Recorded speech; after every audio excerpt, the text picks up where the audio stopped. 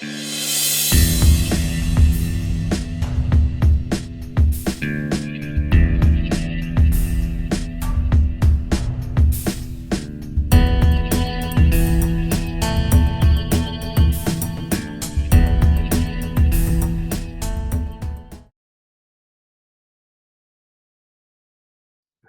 saludamos a los que nos hacen favor de vernos aquí en México y especialmente a los que están allá en Perú, así como también a toda Latinoamérica.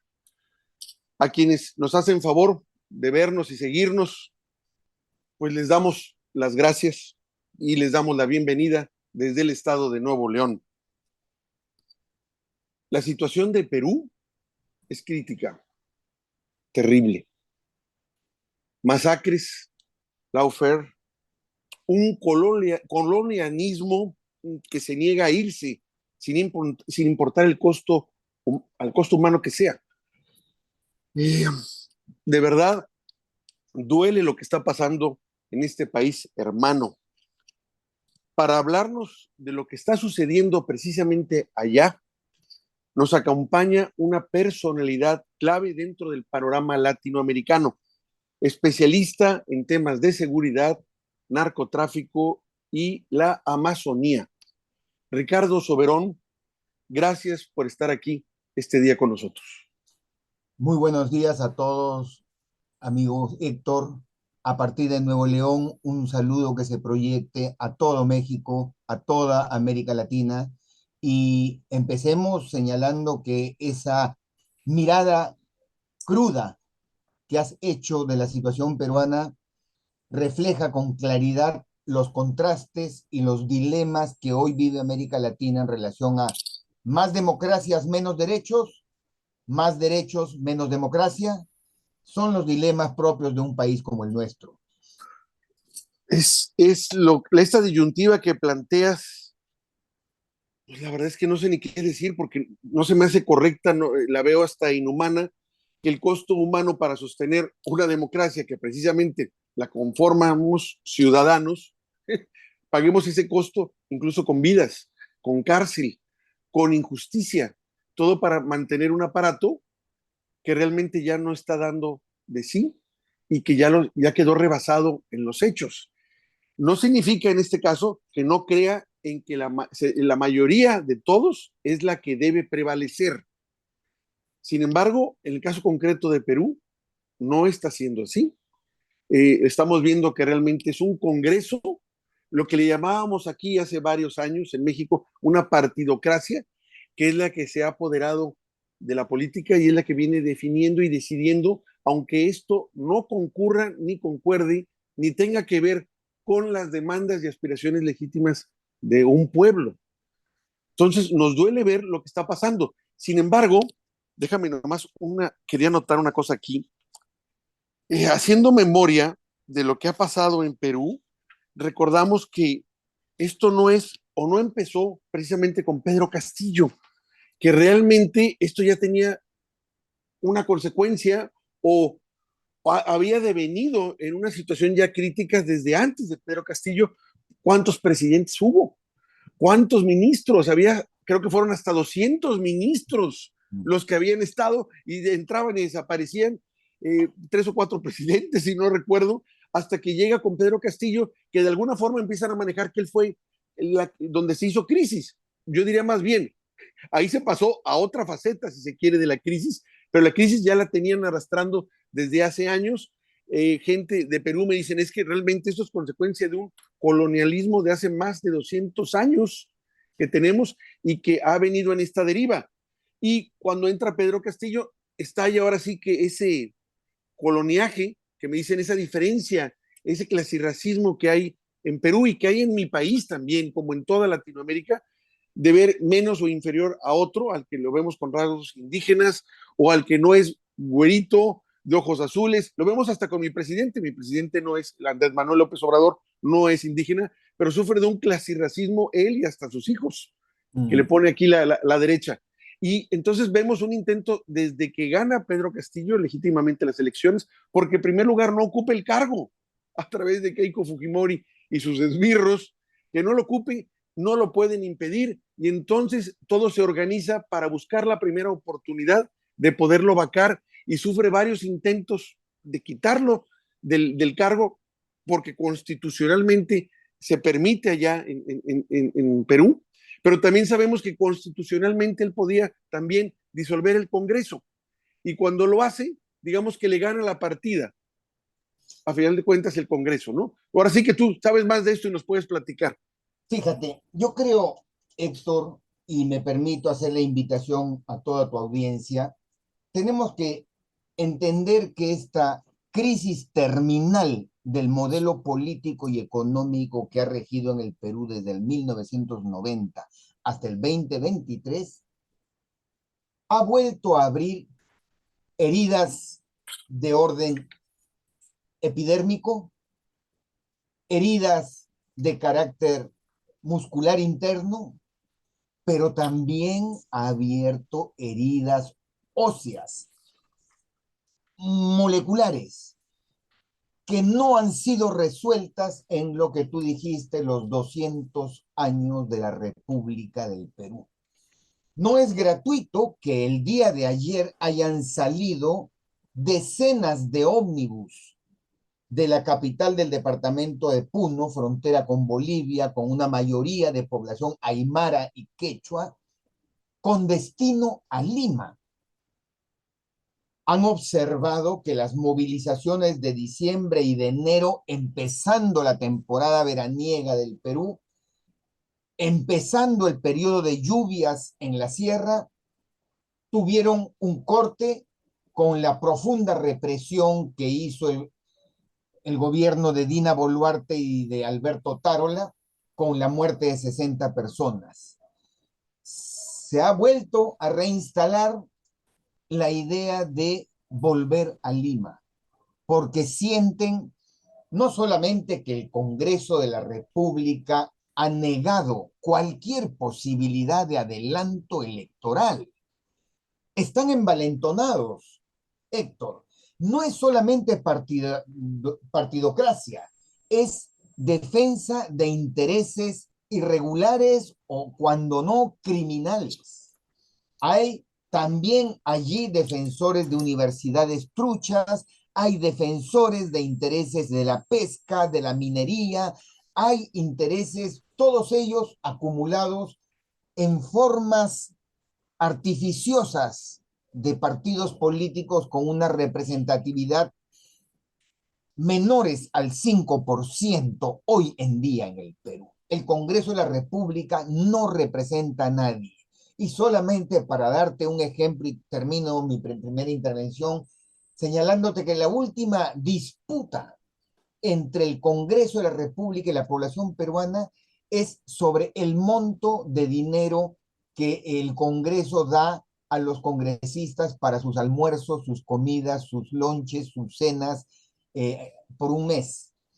Hoy teníamos un total de 30 soles, $8 diarios para que puedan alimentarse los congresistas, y repentinamente se lo han subido a 80 soles diarios, es decir, unos 15, $20, y la gente siente rabia, siente molestia, gente que no tiene cómo asegurar el pan del día a día y ve cómo estos señores, con dinero que no es suyo, se dan la gran vida para poder mantener una forma de hacer democracia que no se condice con los mínimos principios de una democracia representativa.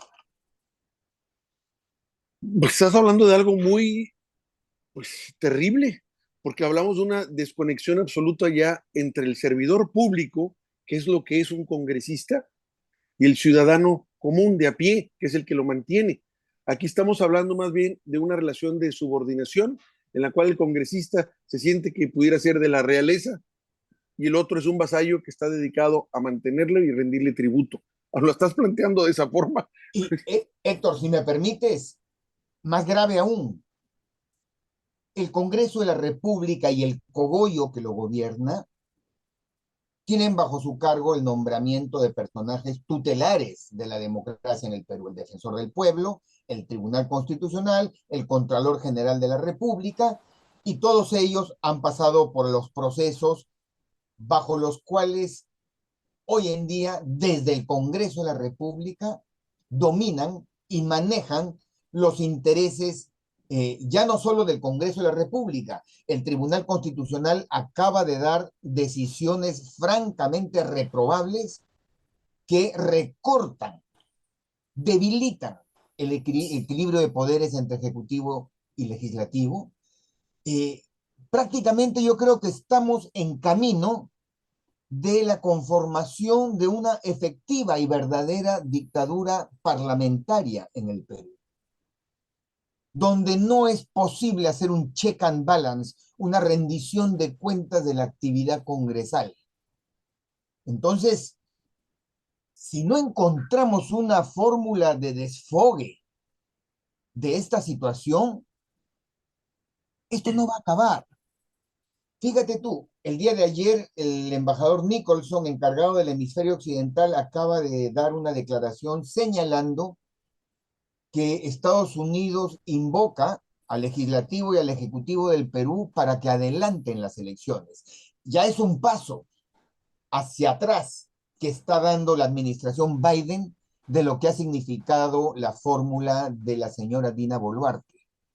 Están dándose cuenta que hay errores que se vienen cometiendo y no están permitiendo una salida. Lo mismo con la Unión Europea y la carta que ayer ha hecho llegar los responsables de los grupos de trabajo, relatores especiales del Sistema de Naciones Unidas al representante peruano en Ginebra, dando 60 días al gobierno del Perú para que expliquen esta situación que conforma un rompecabezas complejo de impunidad, criminalización de la protesta y de violación sistemática de los derechos humanos de la población peruana. Fíjate, estás diciendo un dato interesante porque al parecer hay una contradicción. El primer gobierno que digamos, reconoció al de Dina Boluarte, a la que todo mundo le dice dictadora, fue el gobierno de Biden. Y lo hizo con una premura demasiado sospechosa, en la que ponía en evidencia los 53.000 millones de dólares, cuando menos, que están en juego en contratos que se están renovando ya. Cuando menos el primero fue ayer, de un contrato petrolero a 30 años, que ponerlos a 30 años es una salvajada. Digamos, lo correcto es que sean 10 años, 15 años y ya te suena a abuso. 30 años es, te estoy robando en despoblado, porque en el peor de los casos, en ese tipo de inversiones, puedo invertir un año, 2, 3 años, pero a partir, en el peor de los casos que me haya administrado mal, entre el cuarto y el quinto año, me quedan 25 en la que ya estoy recibiendo todo. Ya invertí lo que tiene que invertir. Entonces ya empezamos a ver eso. Pero Sí, ahora resulta que en base a lo que me estás diciendo tú, ellos están diciendo, ¿sabes qué? No, mejor si haz la elección. ¿Qué está pasando? ¿Por qué ese cambio de que suena a contradicción?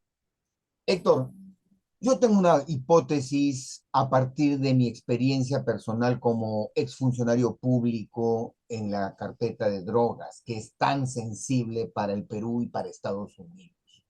En el mes de noviembre estuve en Washington conversando con funcionarios del Departamento de Estado y la Casa Blanca, tratando de explicarles mi propuesta de poder llevar el Estado de Derecho a la Amazonía, donde pululan los grupos de traficantes y los cultivos de coca para el narcotráfico. Fui escuchado, les dije en ese contexto que era una pésima señal que Estados Unidos le recorte a Devida, la institución que yo manejaba, 10 millones de dólares para los trabajos. Y bueno, encontré mucha atención, pero también mucha desinformación en Washington, o por lo menos así me lo hicieron ver los encargados de la carpeta Perú. Retorno a Lima y el día martes 6 de noviembre yo estuve con la embajadora Quina en la residencia de la embajada y ella literalmente me dijo, martes 6 a las 6 de la tarde, Mr. Soberon, I need to talk with you in a few days. I have an answer for your requirements. Y al día siguiente se produce el discurso del señor Castillo, que tantas piedras nos ha traído a los peruanos. Pues mi hipótesis de trabajo es que para la administración Biden, en el contexto geopolítico que vive América Latina, le resultaba hasta cierto momento importante mantener la relación con Pedro Castillo. En tanto y en cuanto Pedro Castillo era un actor político dúctil, fácilmente manejable, si quieres tú, a los grandes intereses geopolíticos de los hegemones mundiales. Pero llegó un momento en que se asustaron del nivel de penetración, por ejemplo, de las inversiones de China en el Perú. A 250 kilómetros al norte de Lima se está construyendo el puerto de Chancay, que va a permitir eslabonar la ruta de la seda desde Brasil a Shanghái en menos de 20 días. Eso Wow. está a cargo de una empresa china. La inversión china en el Perú es de 30.000 millones de dólares año, mientras que la de Estados Unidos es de 18.000 millones de dólares año. No se la lleva de calle, como decimos acá Se en la lleva México. de calle. Entonces es en ese contexto que la sucesión constitucional, para volver las cosas a su redil tradicional, al patio trasero, era absolutamente conveniente. Yo tengo la impresión que la reunión que tuvo la embajadora Quina el día martes 6 en la mañana con el ministro de Defensa, Bobbio, me imagino yo debe haber tenido el siguiente talante: transmítele al presidente de la República que lo apoyamos, que las Fuerzas Armadas del Perú están con él y que él puede tomar las decisiones que crea necesarios para resguardar la democracia y el Estado de Derecho. Eso, en una interpretación parcial, poco consistente que hizo el señor Castillo de la situación, lo llevó a tomar esta tan inefable decisión de decir y de no hacer. Entonces, a él se le está procesando y acusando por un delito de rebelión que en ningún momento se logró consolidar, no se logró, nunca hubo un alzamiento en armas. Bueno, la única arma que se levantó fue el fusil con el que lo detuvieron cuando se marchaba la Embajada de México en Lima. ¿Me entiendes? Entonces, yo creo que los actores políticos dentro del Congreso y sobre todo actores económicos fuera de él han visto la oportunidad de oro para volver a hacer business as usual, como tú has mencionado con esta renovación contractual de concesiones, no solamente en el petróleo o el gas, sino que me temo que vamos a verlo en múltiples otros rubros de la producción nacional. Y ahorita que estabas mencionando esto, me acordé que habíamos tenido ya una charla previa, la habíamos titulado Los cuatro jinetes del apocalipsis. Participabas tú, participaba Felipe Tascón de Colombia, participaba José Reveles de México y participaba una personalidad también que era el zar antidrogas de Bolivia. Se me va el apellido Carlos, ¿era? Sí, sí, sí, no recuerdo ahorita, Mamani. No, no, creo, no me acuerdo exactamente de él, pero ahí, antes de que empezáramos la charla, platicando tú precisamente con alguno de los participantes, como que me quedé yo con la idea que en ese momento no estabas tú en el gobierno y comentabas que habías recibido una llamada de Evo Morales invitándote a que participaras a apoyar a Pedro Castillo. Y dijiste tú, me quiero esperar unos momentos a ver cómo están las cosas, dijiste. Yo creo que en ese momento me dio la impresión que ya las cosas estaban algo complejas desde el momento que estaba Castillo y que tú decías, bueno, me quiero esperar a ver por dónde va la situación, que se asiente un poco el polvo.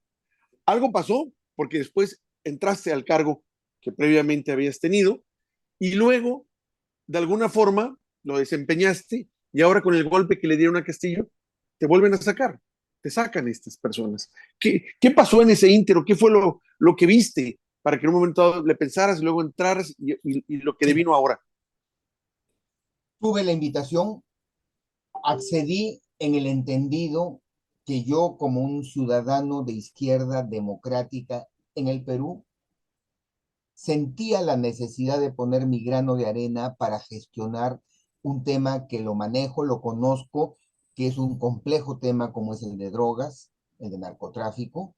Y durante el año y 3 meses que estuve en la gestión, en 3 oportunidades hablé con el presidente Castillo. Yo fundamentalmente le decía, presidente, necesito su apoyo, su protagonismo político para poder convocar al más alto nivel político en la región y el hemisferio para cambiar los grandes paradigmas de la lucha contra el narcotráfico que hoy han fracasado.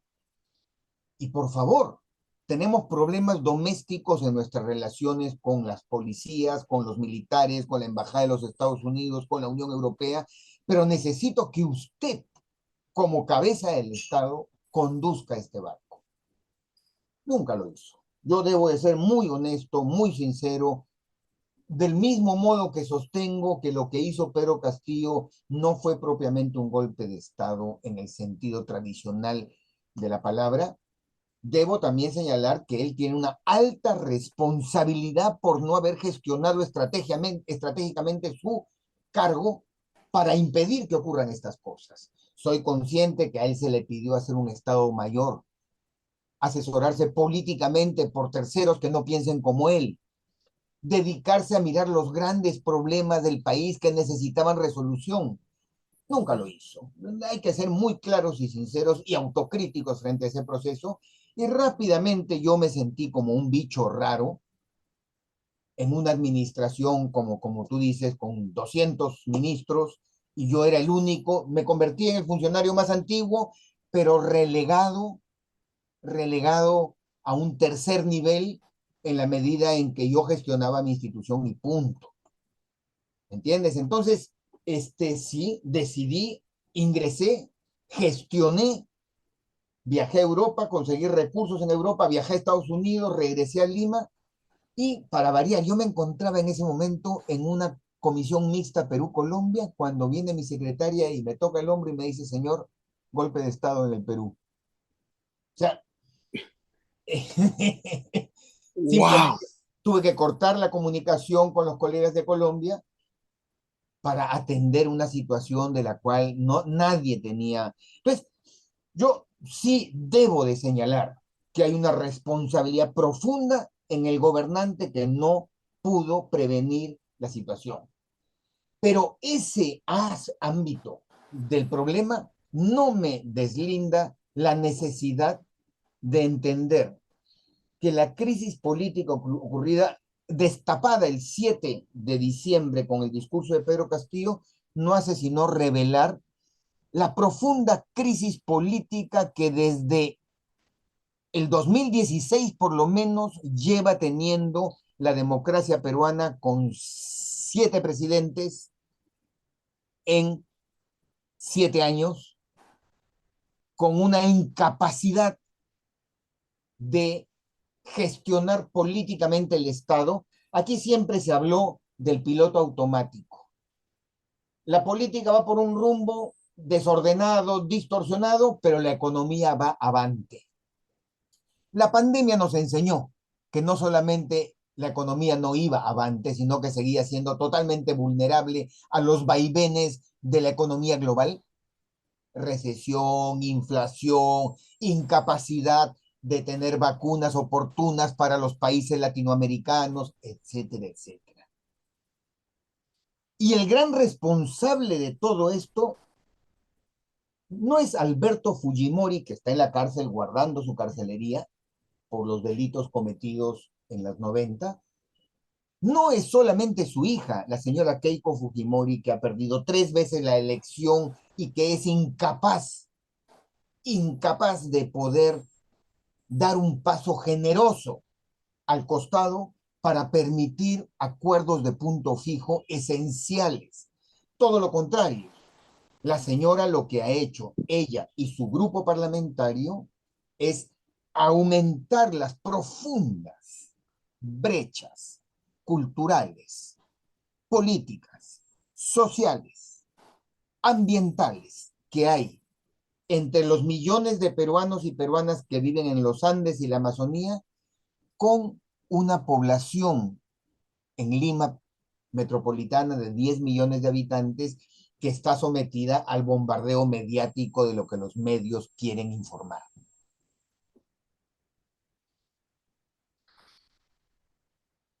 Lo Y que más que, duele, lo que sí, más duele son las muertes, las masacres, los videos que vemos de abusos policiales, de militares, de gente, de mujeres, cómo las tratan, activistas o lideresas que tienen que correr y ver cómo llega la policía, que la gente realmente, el pueblo, está protestando de manera desarmada, no como les avientan esa famosa frase del terruqueo, que es muy particular allá en Perú y que aquí en México no hemos dimensionado, que es realmente una palabra muy, muy fuerte, que es el acusarlo a alguien de terrorismo, de andar haciendo desmanes y ocasionando muertes, basándonos en la época que vivió Perú con el Sendero Luminoso.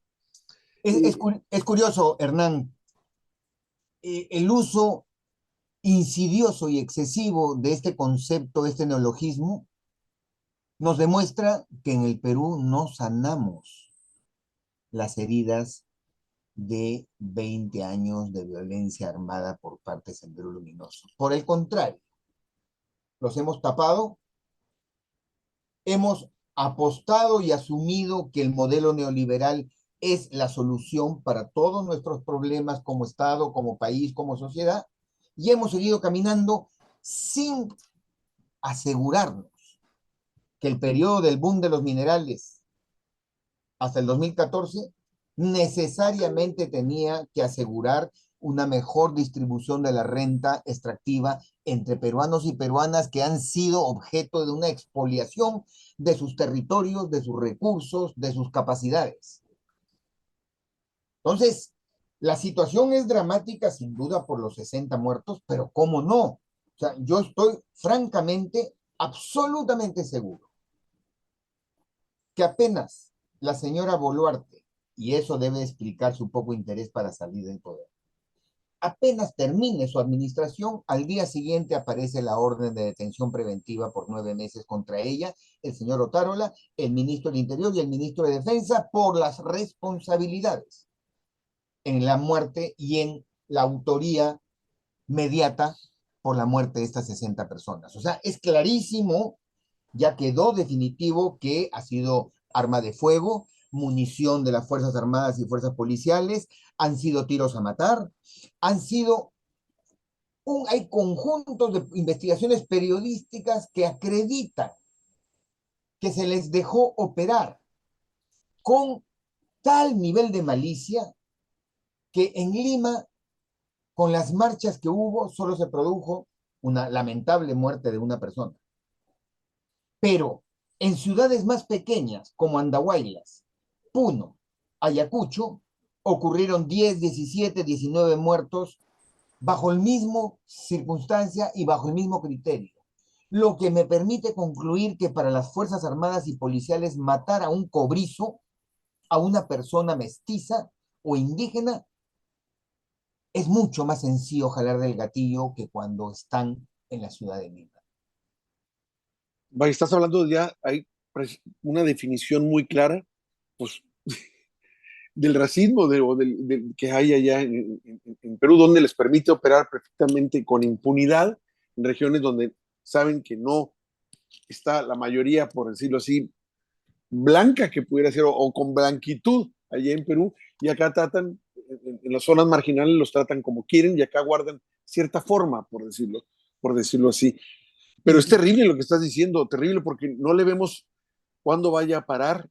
Y me asombra mucho el valor del pueblo peruano, que cuando fueron las primeras masacres, salió todavía con más fuerza, no se rindió, igual, sin armas, y cada vez protesta y alza más la voz, y los matan y siguen saliendo. Eso es, de veras, es admirable, porque no los han reprimido, no los han encerrado en sus comunidades como lo están buscando adrede con el toque de queda que tienen allá.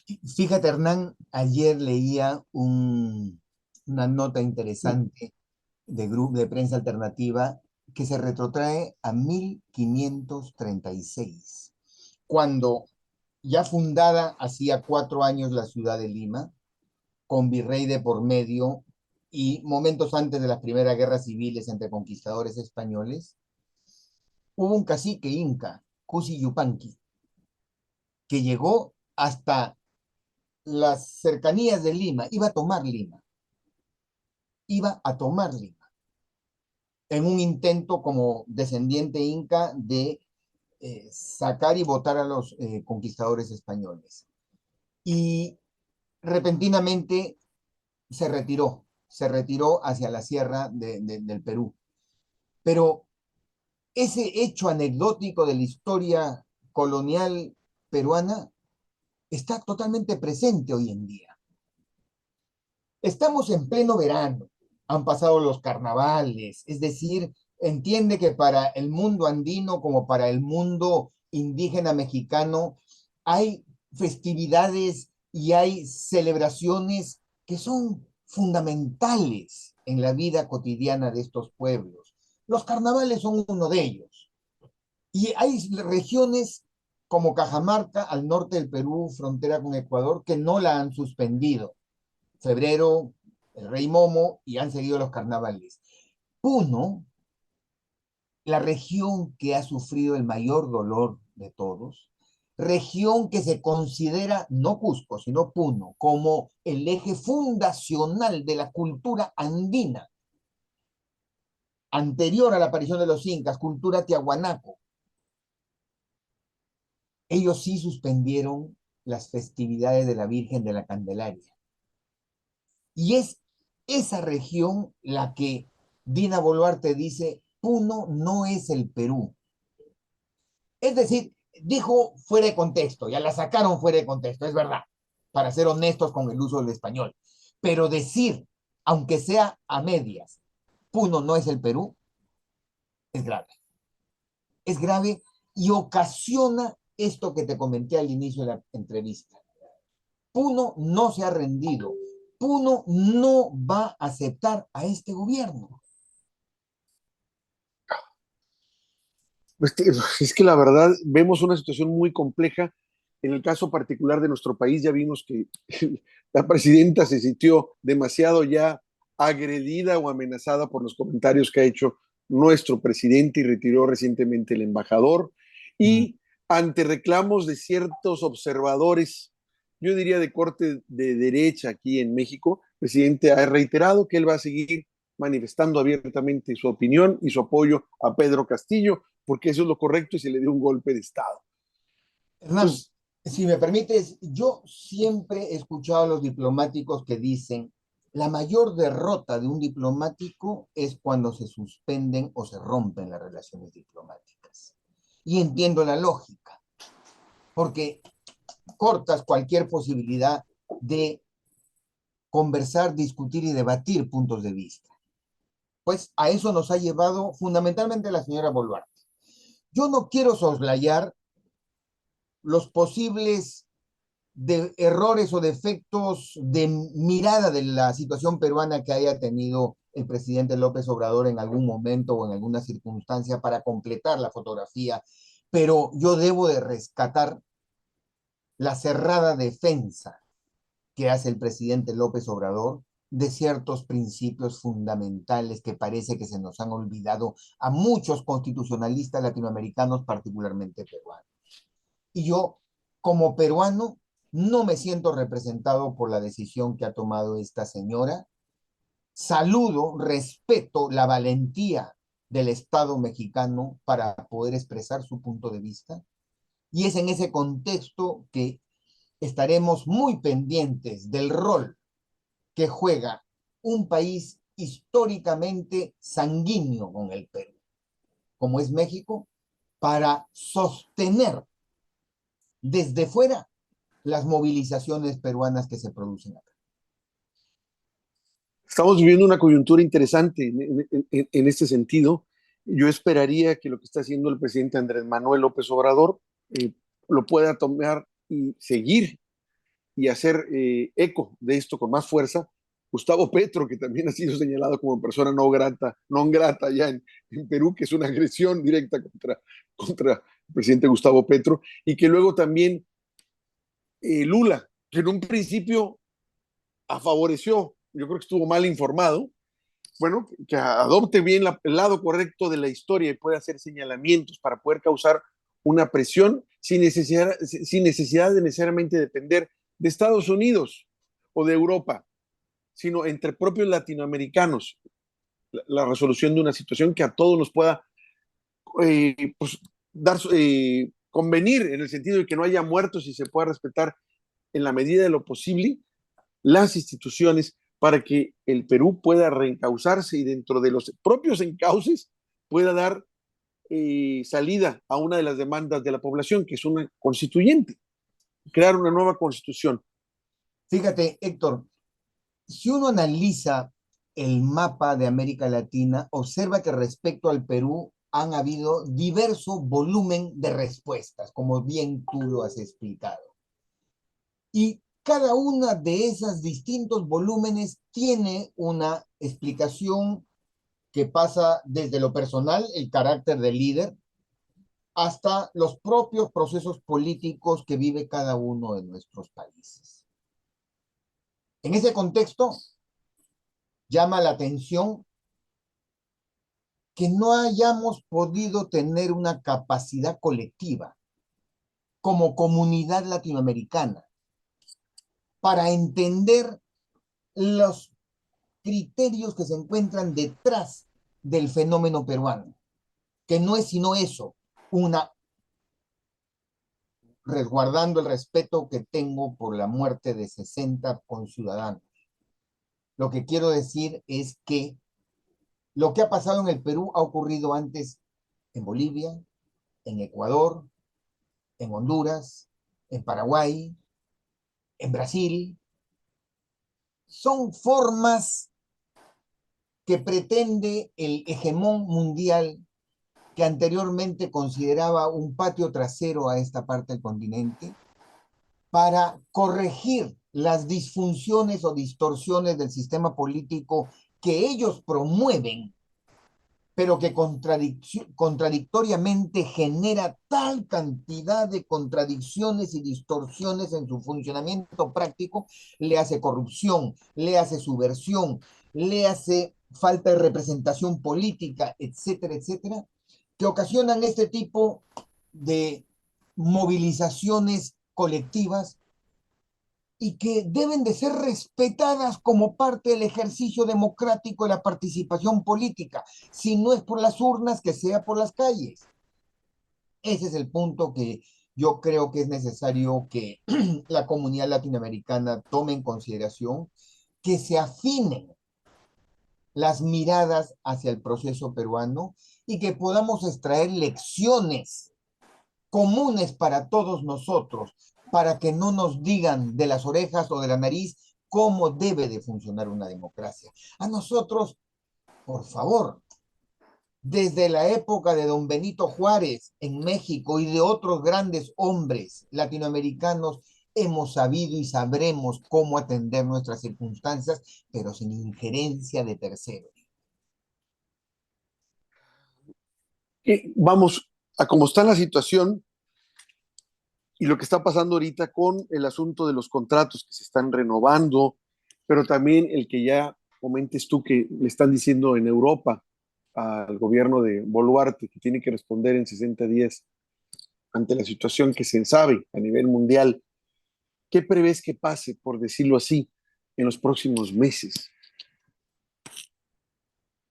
Lamentablemente, la prórroga de este tipo de derechos exclusivos y excluyentes para terceros asentados en el Perú se puede resolver mientras van muriendo más peruanos.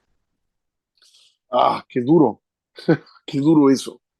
Y en aras de la seguridad jurídica que ha generado los niveles de extraterritorialidad que hoy vive el Perú, como otros países de la región, le hace el CIADI y le hace otros mecanismos de solución de controversias y la pérdida consiguiente de soberanía, yo creo que Boluarte puede ser efímera, efímera 3, 6 meses, hasta que se dé cuenta que ya no es aceptada. Pero quien quiera que herede la administración del Estado de cara al futuro va a tener que asumir el activo y el pasivo de la administración de Boluarte. Eso es lo lamentable. Y tendremos que ver fórmulas. Yo recuerdo en mi clase de Derecho Internacional se hablaba de la doctrina Estrada para favorecer ciertos principios fundacionales de nuestros estados sobre otros principios del derecho internacional. Yo creo que tendremos que hacer un ejercicio de esa naturaleza para poder interpretar de cara a la seguridad jurídica internacional los propios procesos políticos de nuestros países y que se entienda y que se respete que el péndulo democrático entre regímenes proclives a un lado de la pizarra o a otro lado de la pizarra deban de asumir, entender y conocer el mantenimiento de nuestras democracias y el derecho que tenemos los peruanos de gozar de nuestros recursos. Eh, para mí fue muy interesante la campaña de Pedro Castillo cuando dijo algo que es evidente. En Perú no debe haber pobres porque es un país rico. Lo mismo pasa en mi país. Y tal vez, si quieres, con matices, si analizo cada país de América Latina, pudiera decir lo mismo. Cada país latinoamericano que conforma la patria grande tiene en sí misma la riqueza suficiente para que los niveles de pobreza en su país no existan o sean muy menores al que actualmente padecen o se padecen desde hace siglos. Realmente así está. El punto es que cuando él hace esta propuesta y dice vamos a ver los contratos petroleros y mineros y extractivistas y todas estas concesiones para ver cómo están, porque realmente se sabía que siempre han sido injustos en términos de rentabilidad para el Estado y que esta rentabilidad se puede reflejar en un mejor nivel de vida de los ciudadanos en el caso del Perú, pero no nomás del Perú, de América Latina. Haciendo un breve paréntesis, el análisis somero de donde están las empresas mineras en toda América Latina coinciden con los mapas de mayor pobreza. O sea, nunca han traído bienestar ni siquiera a donde éstas operan.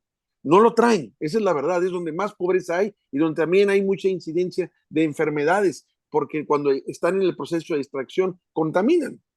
Entonces, cuando él plantea esto, lo menciono porque eso es algo que también está en la mesa, es algo que quisiera el pueblo peruano. Cuando tú mencionas ahorita de que la presidenta actual puede en un momento dado terminar en 3 meses, 6 meses, me quedo con la idea de que cualquiera que entre, lo único que va a modificar va a ser los modos, pero no la estrategia, no el cambio de sistema.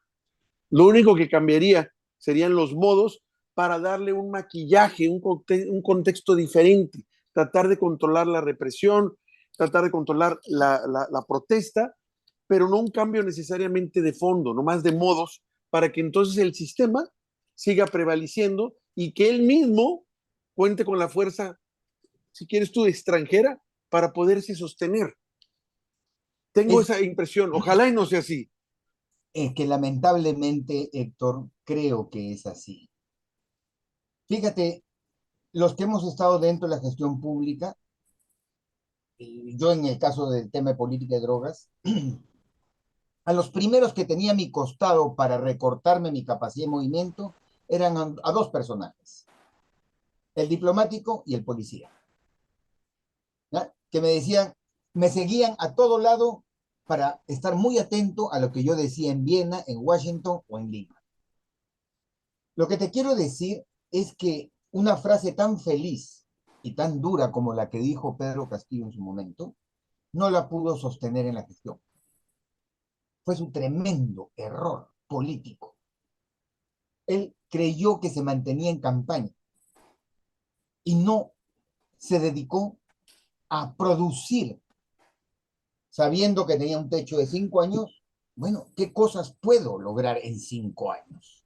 Refundar al Estado peruano. El Congreso no quería ninguna asamblea constituyente. ¿Ok? Bueno, pues veamos qué podemos reformar. La distribución de la renta, la justicia peruana, eh, qué sé yo, cualquiera de los temas propios de una administración pública. Ni siquiera eso pudo hacer Pedro Castillo, lo cual me pone en evidencia un otro problema que tenemos aquí en el Perú. Entre la irrupción de movimientos sociales de protesta legítima, pero absolutamente descarriados y sin conducción política, y las acusaciones que se hacen ya no como terrucos, sino como caviares, la izquierda caviar, de aquellos que hemos tenido la suerte de tener una preparación académica, política, pero que tenemos una apuesta de izquierda clara. Esa fractura debe de corregirse. Si no se corrige, Héctor, lo que tú me has planteado, lamentablemente seguirá siendo el pan de cada día en el Perú. Es decir, llega el representante de la oposición que recoge las legítimas demandas sociales, pero es incapaz de desatar los nudos propios que la gestión de un Estado que por 30 años ha sabido cómo conducir la marcha de la administración pública. Lo veía en cada momento, Héctor, en el día a día. Yo quería pedirle más plata al Ministerio de Economía para poder inyectar recursos de desarrollo alternativo en zonas ilícitas, de zona de narcotráfico. No me entendían. Cuando quería plantear la forma de poder gestionar a un Estado confuso, desordenado en una región particular como el Valle del Río Apurímac, N. y Mantaro, Braen, donde se produce el 60% de la cocaína peruana, mis propuestas no eran objeto de atención.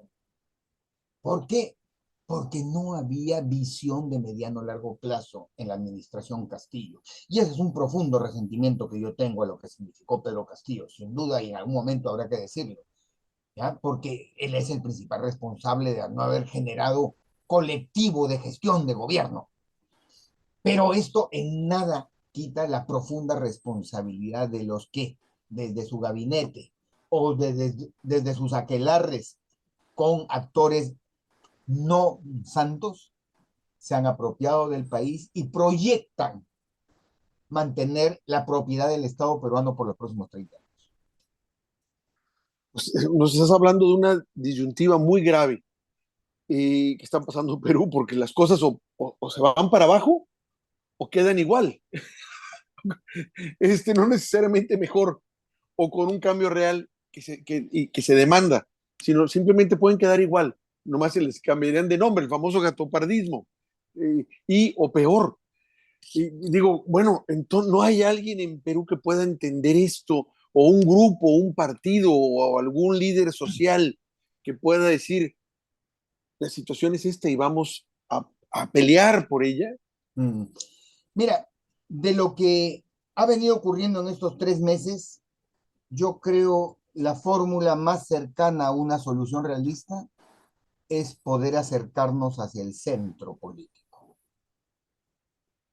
Que el gobierno en funciones entienda que no puede continuar, que entienda que el Congreso de la República no le va a dar respuesta al dilema, que el Congreso de la República, con su terquedad tan grave, va a tener que ocurrir algo que los haga golpearse de cara contra la pista de la calle y deban de asumir su responsabilidad, y que los protestantes entiendan que hay una profunda diferencia entre protestar detrás de la barricada y gestionar un aparato estatal desde el otro lado de la barricada.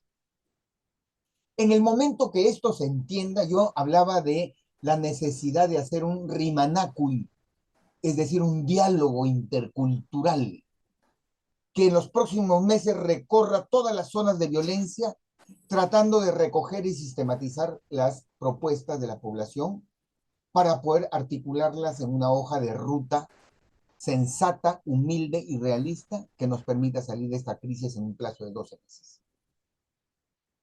O sea, el 23 ya se perdió, en el sentido que no aspiremos a más de 3 puntos de crecimiento, vamos a estar con niveles de manejo de recursos con dificultades, la inversión extranjera que vuelve y digo, es la estrella que guía el horizonte de la humanidad, eh, se mantenga muy renuente a continuar en el Perú.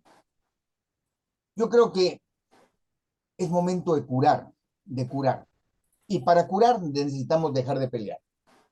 Y para dejar de pelear necesitamos un poco de humildad en todos los actores y sectores que hoy en día estamos de uno y otro lado de la trinchera.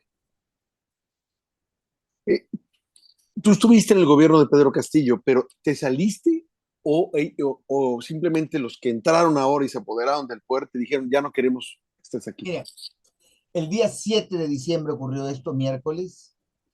Yo seguí gestionando el día 8, 9, 10, 11, 12 y en el primer gabinete de la señora Dina Boluarte, su premier, Alberto Tarola, que había sido mi antecesor en debida y con quien yo tengo severas diferencias en relación a cómo percibir el marco político conceptual de la lucha contra las drogas, Otárola fue y le dijo a la presidenta, al primero que hay que sacar es a Soberón, porque él está atizando y movilizando a los cocaleros contra tu gobierno. ¡Wow! Así de plano. Sí. Y lo curioso es, Héctor, que la semana anterior yo había tenido una reunión en debida con los dirigentes cocaleros del BRAEM, donde yo estuve muy, muy molesto. Les dije, ¿saben qué? Ustedes son ciudadanos de segunda categoría porque quieren, porque todo lo piden, todo lo exigen, pero no son capaces de dar nada. Y me he dado cuenta que en este año y medio, ustedes en ningún momento han sacado un pronunciamiento en favor de la propuesta del Pacto Social Ciudadano para salir de la dependencia al narcotráfico y los cultivos de coca. O sea, no fue para nada una atizada de la fogata. Yo les mostré y les seguiré mostrando mi profundo descontento a su falta de capacidad política de estos actores sociales para apoyar al que entonces era su candidato. Así que estuve lejos de atizar la movilización social, ni mucho menos. Y bueno, el día 13 salió mi resolución y simplemente para darte una idea, yo había desde el mes de agosto planteado la necesidad de tener una conferencia internacional 27 y 28 de febrero, ayer y antes de ayer, en Lima, para ponernos de acuerdo los países que tenemos bosques tropicales desde México, Guatemala, Panamá, Honduras, Nicaragua y los países amazónicos para decirle a la comunidad internacional, paremos un momento. La lucha contra el narcotráfico no puede continuar si es que esta significa seguir destruyendo los pulmones de la naturaleza sobre pretexto de una lucha antinarcóticos errada, fracasada, contradictoria. Y como guisa de ejemplo, mientras Europa pide café y cacao al granel en volumen, tenemos que entender que la Amazonía sudamericana y los bosques tropicales latinoamericanos no dan cantidad, dan diversidad. Ese era el eje motor para haber convocado. Lanzamos las invitaciones a los gobiernos. La primera decisión de mi sucesor fue suspender la conferencia internacional. Vaya. Y lo que estoy haciendo es recuperando esa conferencia con el evento que tenemos planteado el 9 y 10 de marzo, que se llama el reposicionamiento del CELAC a partir del caso peruano, un intento de tejer y de seguir tejiendo. Héctor. Eh, estoy seguro, mi productor ya me preguntó antes, me dijo, oye, ¿ese evento lo podemos transmitir? ¿Es privado? Dije, creo No, que es privado. va a Va a ser ser abierto. abierto, así que los colegas por la interna que están a cargo en Latin Dad te van a Ajá. hacer llegar porque quisiéramos abrirlo para las comunidades. Esto no puede ser secreto. De acuerdo, qué bueno que nos dices eso para poderlos transmitir nosotros en nuestro canal que le llamamos Latinoamérica Hermanos, porque eso somos. Siempre hemos dicho que Latinoamérica no nos da solo una referencia geográfica, pero el decir que todos somos Latinoamérica hermanos nos da el vínculo para poder lograr esa integración por la que tú estás peleando también ahorita.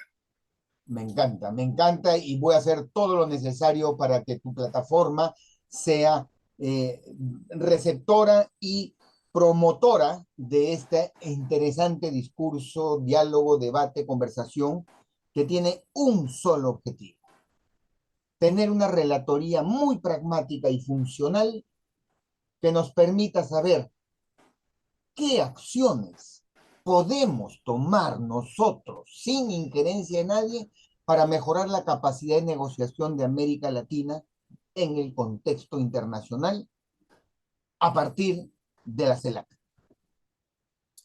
Pues es todo un reto y lo más interesante es la forma en que lo estás planteando tú, que no es desde un gobierno, sino Claro. desde los actores son otros y eso pudiera hacer que sea más interesante que si la iniciativa fuera precisamente gubernamental.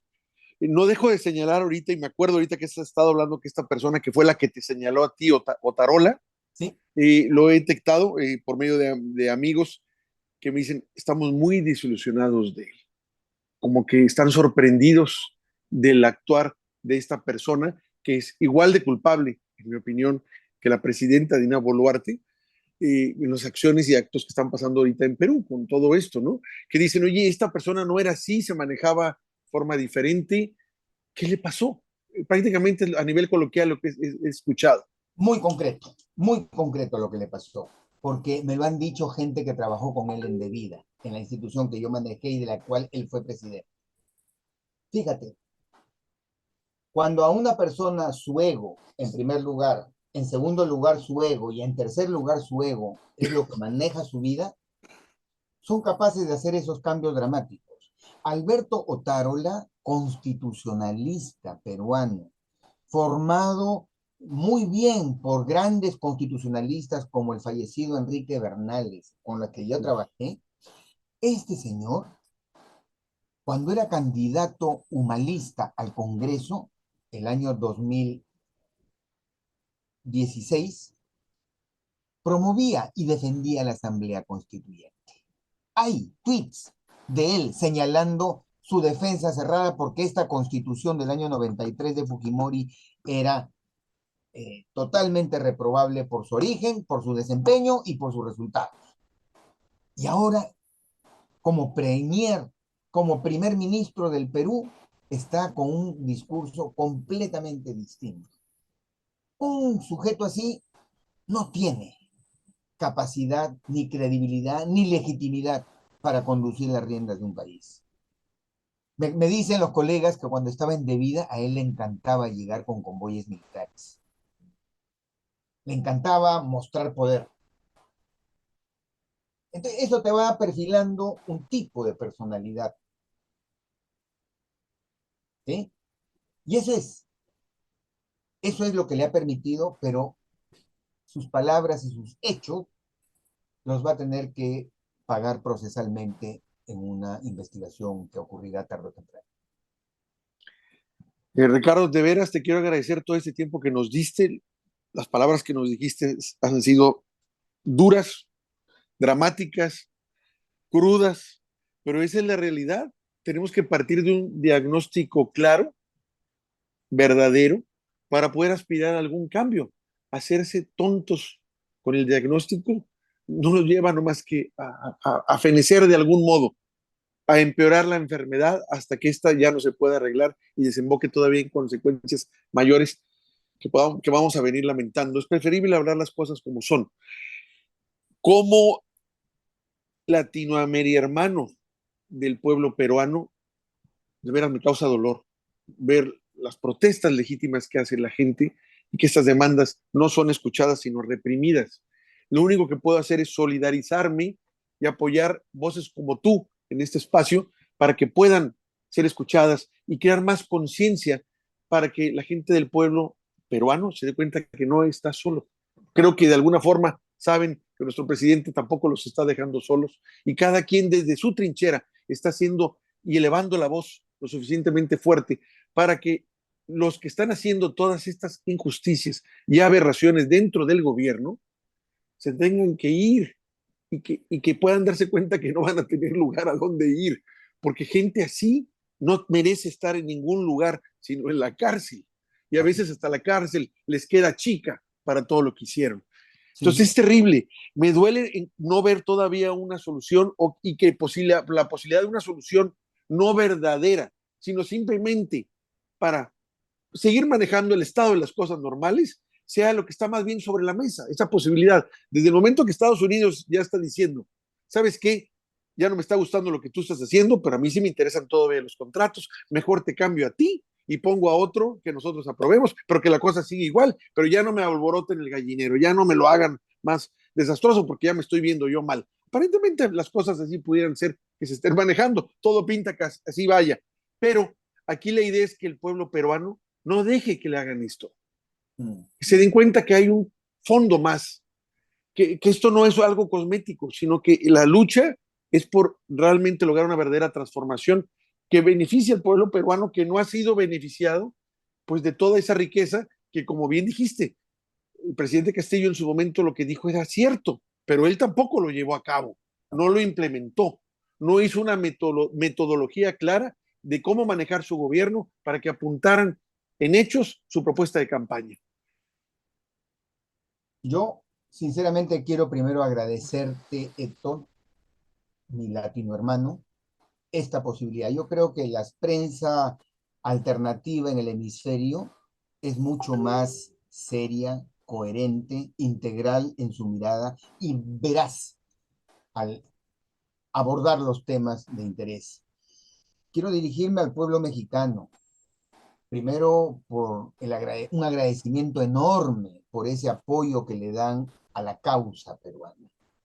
En segundo lugar, a sus representantes en la cara del embajador peruano, el mexicano en Lima hasta el momento que estuvo, y del propio presidente Andrés Manuel López Obrador, porque más allá de las dificultades de un personaje político y su familia, que encontraron la primera magistratura y no la supieron administrar, fueron objeto del más burdo ataque sistemático desde las fuerzas más oscuras de la política nacional y felizmente la esposa de este señor y sus hijos han encontrado un espacio de paz, de apoyo en Ciudad de México y eso para mí lo agradezco como peruano. La tarea que nos queda es seguir informándonos, desechando los pasquines prefabricados que se elaboran desde algún lado fuera de la calle y seguir atento a las circunstancias.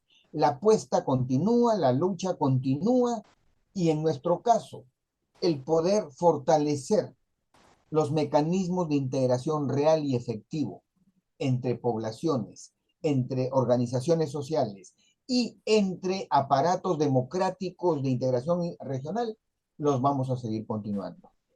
Un agradecimiento a ti, querido Héctor, por esta deferencia. No, el agradecimiento es para ti, Ricardo, por tu tiempo, por todo lo que nos dijiste. Nos dejas muy perturbados, nos diste vamos, un panorama muy fuerte de lo que está pasando en Perú. Te digo, nos dejas perturbados porque no vemos una solución pronta y que realmente esté acorde a la altura del pueblo peruano, al menos por ahora. Ojalá y sea así y se pueda ver esa esperanza reflejada pronto para el pueblo peruano. Mientras estamos pendientes de lo que suceda, te mando un fuerte abrazo y estamos en contacto, Ricardo. Muchísimas gracias, Héctor. Un fuerte abrazo para ti, mi agradecimiento a Eduardo y hasta cualquier momento. Un abrazo. Gracias, que tengas buen día. Buen día también.